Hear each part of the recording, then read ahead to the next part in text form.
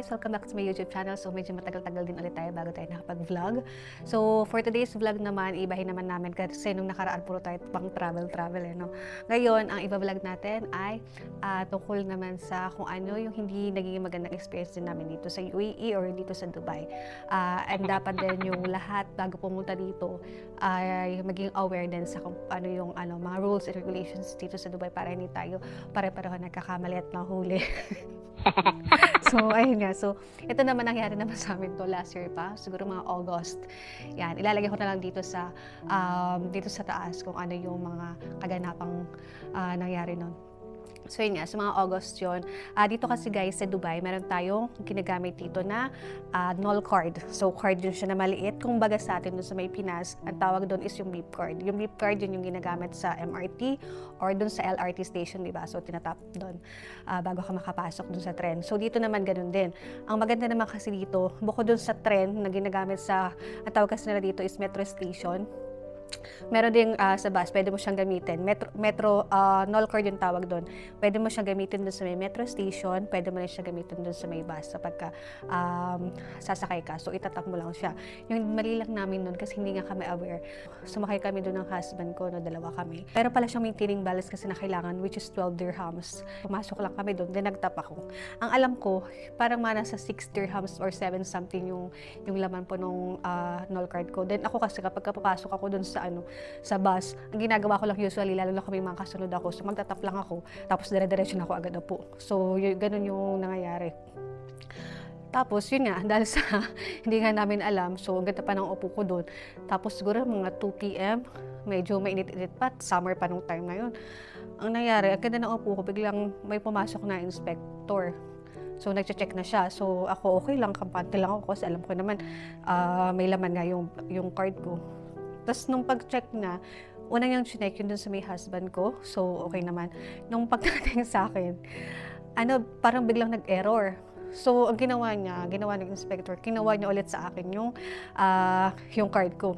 Tapos inano niya ulit, chinek niya ulit dun sa, parang meron siyang maliit na machine. So, chinek niya ulit dun. Tapos parang nag-error naman ulit. Maya, kinuha niya naman sa akin yung Emirates ID ko, hinihingi niya. That time pa, may nakalimutan ko pa anuhin yung yung Emirates ID ko, dalhin. Lagi-lagi kong dala yun, pero ewan ko ba, that time, nakalimutan ko siya.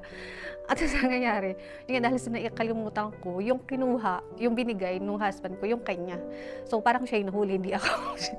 So, kinuha yung Emirates ID niya. Tapos, ang ginawa, pinababa siya. Tapos, nung pinababa naman siya, akala ko, uupo lang ako doon. So, may nagsabi sa akin na isang kabayan na, bumaba ka rin kasi titigitan kayo, sabi sa akin. So, anong nangyari? Nga, bumaba ako.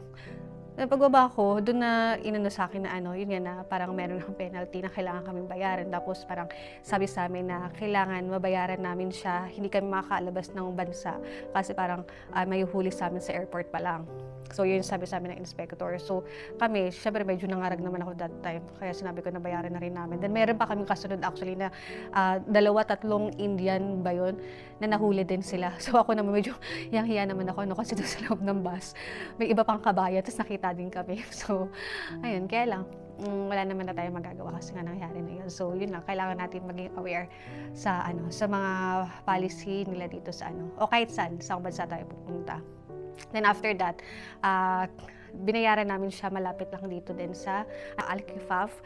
Malapit yan dito sa may Zabil Park. So, nagbigay kami ng 220 dirhams. Then, parang in-interview dun yung husband ko. Pinapunta siya sa may maliit na booth dun sa loob ng office nila.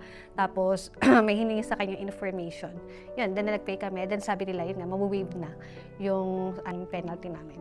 So, kaya next time guys, kailangan din natin malaman. So, sa may mga katanungan dyan, pwede kayo mag-comment down below kung ano yung gusto nyo itanong or pwede din kayong mag-suggest kung ano yung mga gusto nyo pang malaman dito sa UAE, dito sa Dubai. Then, sabay-sabay natin yung alamin. So, yun lang guys. Thank you so much for watching and sana po may natutunan po tayo ngayon na lesson learned. Okay, so bye-bye! Okay na naman sa akin yun.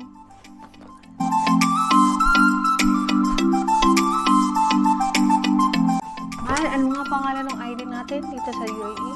Sa Dubai?